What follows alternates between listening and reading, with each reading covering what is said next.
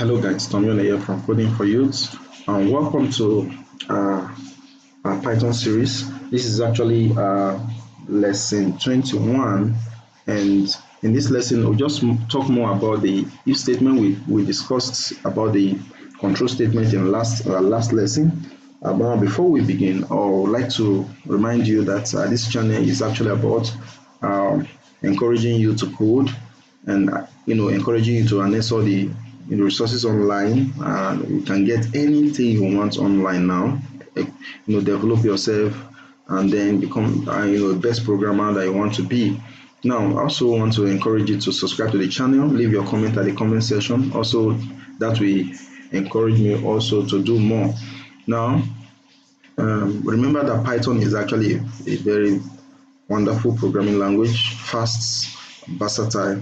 Okay, you can use it in from adding numbers together like your hand-on calculator to building a very vast program like artificial intelligence program, machine learning, and all that. So Python is very useful and very versatile. It's fast compared to most programming languages because it's actually an interpreted language. You don't need to undergo the computer doesn't need to undergo the process of compiling and all that. So Python is very fast. Okay. Now in the last lesson we discussed the if statement, which I will just do one or two examples again on the if statements. But before and then I'll talk about the match statement, and then it's going to be a very short it's going to be a very short program. So now let's look at the match statement before let's talk about the if statement actually. I'll talk about the if statement. I wanted to do something more about the if statement. Okay, what I wanted to talk about the if statement is inputs. Okay, now if you want to ask your users to maybe input a value at the runtime, or use the input statements. So I actually want to talk about the input statement. Okay, so it's actually used to collect information or data from the user at the runtime. Let's say we have x, a variable, and want to assign this to the information or data that the user will put at the runtime. Now, if we want the data to be an integer alone, of course, we have to use what we call casting in Python. So casting, we enforce a particular type on a data, or maybe you want to change from one type to another. So it's called casting in Python. So we say int, we want the information that will be entered there to be an integer. Okay, so we say input like this, and then we can tell the user, please enter an integer. Okay, now we can now use this integer and do some testing. Okay, you can now say if x is greater than, and say if x is greater than 10, or let's say it's greater than 0, we can say x is equal to 0.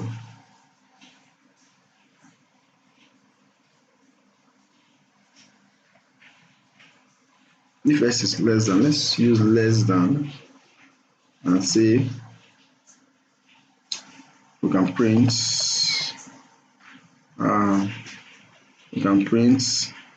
negative change to 0. Okay, now we can use our if statements and say if x is greater than 0, we can print, or we can say if x is equal to 0, we can print 0, right? Now, if x is greater than 0,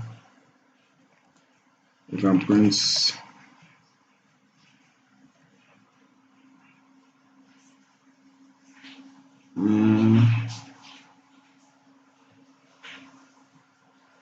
single or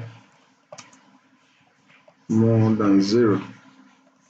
Or if s is equal to 1, let's say if s is equal to 1, let's do something like this. You can say single. Now lastly, we can now say s print more. And then we're going to run this program and see.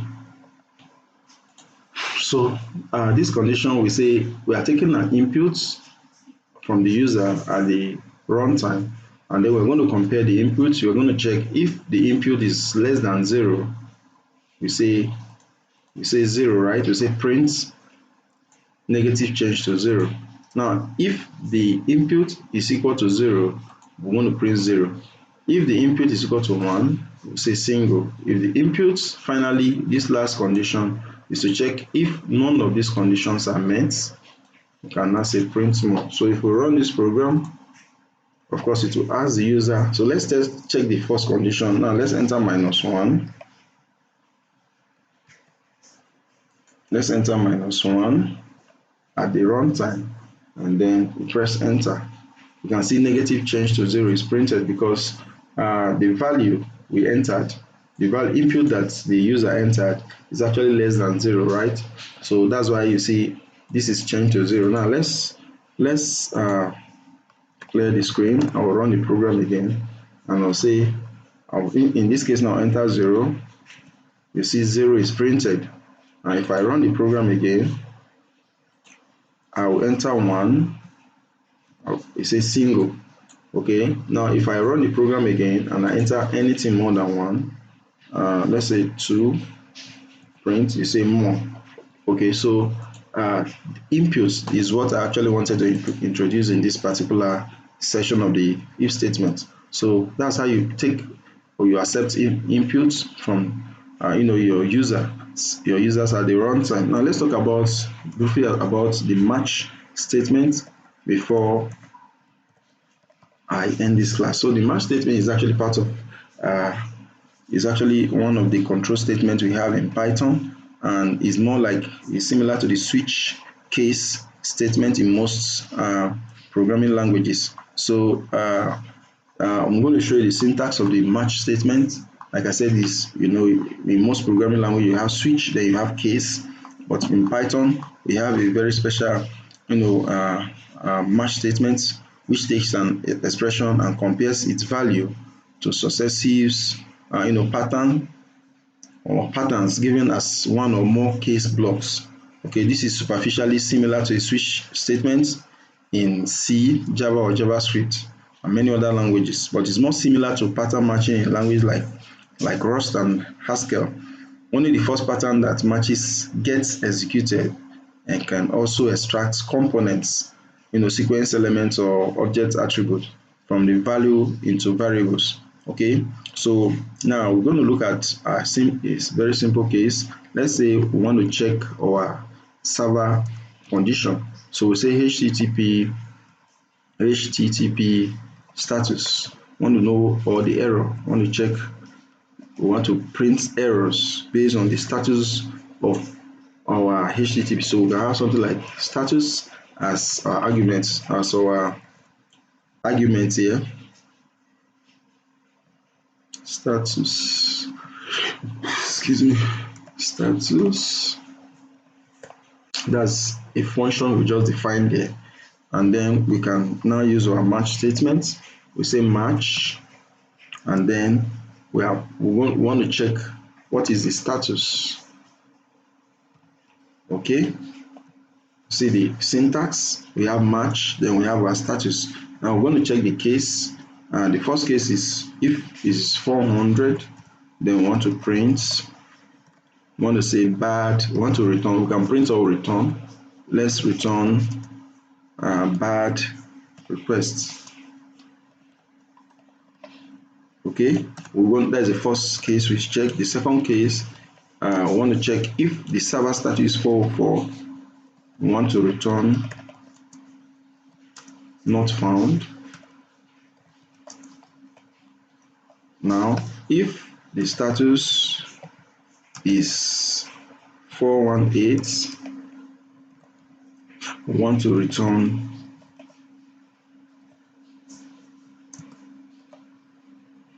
let's say teapot. Now you can see what I'm doing here. I'm using a single quote inside a double quote. Of course, it will omit the single quote. Okay, the teapot. I'm not a teapot actually. Okay, now this other case is going to be the general case when none of these other conditions is our conditions are met. So we say we use this to define our variable, the underscore, which is going to accept, is going to be represents is like a white cat or a white card that will never fail. It will actually meet in case of the other matches fails, the other matches fail, this one will actually be met. Okay, so we're going to do this and we say return something is wrong with the internet. So if we run this function, which is http error, and then maybe we want to test for 400 status. Okay, let's clear the screen so you see better. So if I run this, of course, sorry, it's a mistake. Okay, so I'll run this now. Of course, I return, so I must print for me to have. I use the return statement, so let me print this. Assuming I use print, I will not need to do that. So I'll clear my. So if I run this, you see bad requests because that's the condition here. If I now return 404 instead of 400, and then I run this, we have not found, right? Then if I return 418 and I run, I have on the teapot. Now if I return something else, let's say 4000, you see something is wrong with the internet. Okay, so that's the match. Is very simple. It's also very similar to the switch case in other programming languages. Now we can actually use a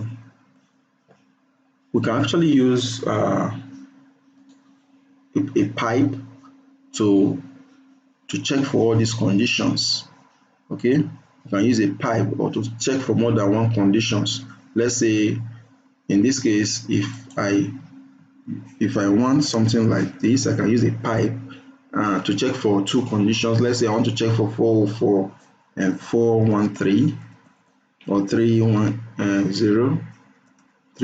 rather. Okay, so if I come here and I enter 301